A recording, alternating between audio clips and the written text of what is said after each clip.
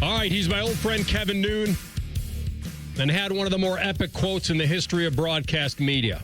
You remember what that was, Matty? I do. Maybe I should let him tell it. That would be great for him. If he knows what I'm talking about. Kevin Noon with Buckeye Huddle, been covering Ohio State sports for many, many moons, and he's with us now on the Bryant Heating and Cooling Systems Fan Guest Hotline. Nooner, it's great to have you aboard, bud. It's great to be here. Don't make me make a last-second change to the rundown, or you will get the quote. Do you know what I'm talking about? Oh, I absolutely know what I'm talking about, and we would have to do it on the 10:30 p.m. show for me to deliver the quote exactly the way I did, but I was very disappointed in having to make a change in the rundown, and you told me we needed to do it for the viewers, and I said, well, I don't really care about what the viewers think on this one. That's the PG version. That's the PG version. That is the very PG version. That is. It was so, Maddie. We had a lot of fun times with Kev and myself and Clay Hall and over at Channel 6, and it's great to have you aboard, man. I appreciate everything you did for me over the years, and hey, we can laugh about it now. Maybe we weren't laughing then, but it's pretty cool. And back then, I think it was different because I think we felt more needed. Like, I think that back, 20 years ago, people felt like staying up to 11:20 on East Coast time to have me tell them whether, the Indians won or something. Like, it was somewhat needed. Now they either watched it, know it, or don't care, right? So it's that's why radio's been fun. But the one thing that's constant is Ohio State and the talk, and now the repeat. Let me get your feelings, because you cover the Buckeyes, but you've been a fan for a long time. Where are you on the whole Michigan streak right now and the diluting of it or the intensity of it? Did the national championship trump all for you? Is that the one card you can lay down and say, okay, that's all that matters? I could probably talk about this topic for the entire segment, so I'll try to be brief in my comments on this. I was an undergrad during the very lean years during John Cooper, when Coop just really had a problem beating Michigan. So I think that I've never undersold the importance of that in terms of Ohio State lore and what it means and what the pillars are for a successful season. I do think that as we have gone to a declared national champion instead of the chance of there being four because of the bowl games and everybody has their tie-ins, I think maybe that has diluted it a little bit. But I remember walking out of Ohio Stadium after the loss to Michigan this last year, and I'm like, I don't know if Ryan Day survives this. Lo and behold, they win 4 games, and they go on and win the national championship, and that heals a lot of things. But it would be better for Ryan Day to win it this year than not. Let's put it that way. Yeah, listen, I think if this was a 12-team playoff in the 90s, Ohio State may have another one. Those were incredible teams that suffered big upsets. And if they had a second bite at the apple or a second bite at Michigan and circled the wagons like this Ohio State team did, you and I covered those teams, and they had every bit of talent that this team had and maybe more. And so I feel like this is a new era, and they took advantage of it, and great for them. Maybe this was a special team. Where are you on the quarterback situation this year and the impact it will have on this team? I think the quarterback is going to have a ton of impact. I mean, we've heard through the years, this is a offensive line driven team. Well, you need the quarterback to be playing at a good level if you're going to have success. That's really one of the major differences out there between your great teams, your good teams, your elite teams, and your crummy teams. We honestly have not seen enough in practice between Julian Sayin and Lincoln Kienholz. I mean, we have been invited in during spring football to see some things. There will be the opportunity for fans to be able to come in during the first couple of practices. I know that they're selling those experiences to be able to watch practice.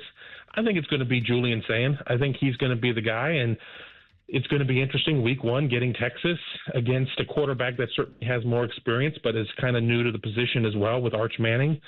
But, I think Ohio State, Ryan Day puts out a very quarterback-friendly system, and I understand Brian Hartline is the offensive coordinator, but he is going to be coordinating Ryan Day's offense largely. I mean, he'll get to make some calls and things, but they're not going to suddenly run the veer or go wing T or something like that. It's going to be Ryan Day's offense. So I think having Jeremiah Smith is a great equalizer too. I'm not saying that you or I would suddenly look good out there playing on the surface at Ohio Stadium throwing to Jeremiah Smith, but he would make us look better than we are.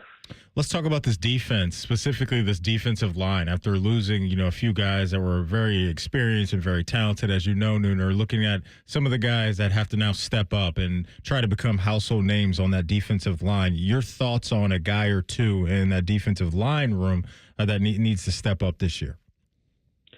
I'll start at linebacker with Arvell Reese, and I think we already saw him start to step up. So, I think with step up that there's an insinuation that maybe that they weren't really bringing it last season. Arvell Reese really was the third linebacker. He steps into that role alongside Sonny Styles now as being, if they're maintaining a 4-2-5 under Matt Patricia. I think he's somebody that his progression and his success will go a long way in predicting what this team will be all about. And then, I think that we have to sit there and look at defensive tackle. I think that with Ohio State having Kenyatta Jackson, I think Caden Curry on the end going out, getting Bo Atkinson from North Carolina via the portal. What are you going to get on the inside from Edric Houston and Caden McDonald as your ones, and who's going to step up at two? Who's going to step up? Is it going to be a Jason Moore? Who is going to be filling those roles? Because yes, you would like to have a 3-tech and a 1-tech, times 3, but some points you're going to be running 2 3-techs out there. That's just going to be the case of the situation. And you can't have Caden McDonald out there. I mean, you need to kind of figure out what is going to work best for you at that point. But I think those are the guys. But, I mean, again, I could probably go through and name 7 guys on defense. I mean, honestly, short of Sonny Styles and Caleb Downs, there are a lot of question marks just for guys that were contributors last year, but now they're really going to have to step into and put IGB in that mix into significant roles. Kevin Noon with us from the Buckeye Huddle, and he is courtesy of the Bryant Heating Cooling Systems Fan Guest Hotline. Kev, what about the running backs? As a committee approach here with Peoples and CJ, and obviously Bo could become a household name for a different reason, the new Bo Jackson. Where are you on? They had such a lightning and thunder, the whole deal with the combo platter last year. Will one guy emerge, or is this combination committee all year? I think it's committee all year. I think we have moved beyond the bell cow running back, a guy getting 30 carries.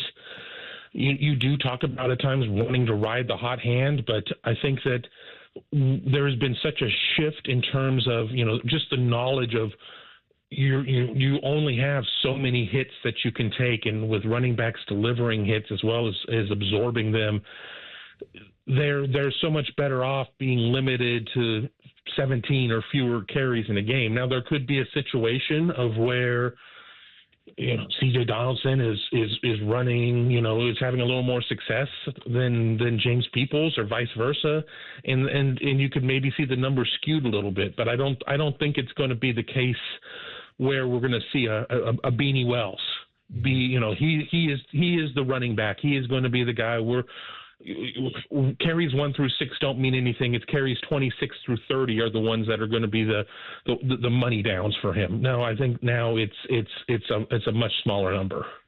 Great stuff, my man. Hope to see you soon. We'll have you back again. And your marching orders for the day, as I used to say to you back in the day, just make it happen. All right? Yes, sir. I'll do the best I can. Way to go. Kevin Noon, thanks, man. Buckeye Huddle on the Bryant Heating Cooling Systems Fan Guest Hotline.